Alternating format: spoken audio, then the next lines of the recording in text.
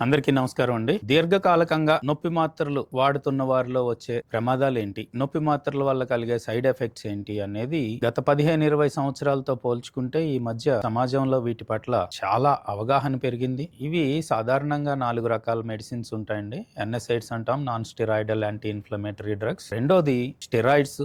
మూడోది central acting drugs opioids.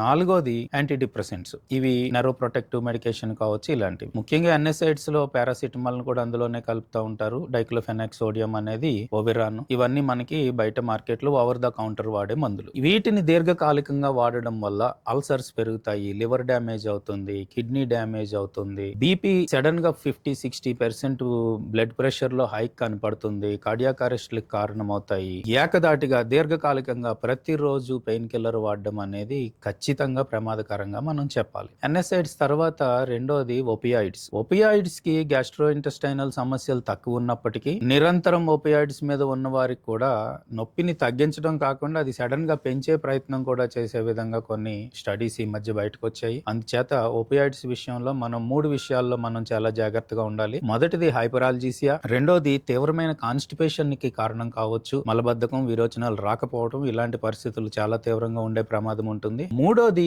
ఈ opioids వల్ల మనకి నడుస్తూ నడుస్తూ తూలి పడిపోయే ప్రమాదం పెద్దవారిలో చాలా ఎక్కువగా ఉంటుంది. Unintentional fall, fracture, neck injury, head injury, కొన్నిసార్లు పడిపోవడం ద్వారా ప్రాణాలకు ప్రమాదం కూడా తెచ్చుకునే పరిస్థితి ఉంటుంది. అందుచేత ఓపియాయిడ్స్ కూడా దీర్ఘకాలికంగా వాడుతూ ఉంటే అంత మంచిది కాదు అనే చెప్పాలి.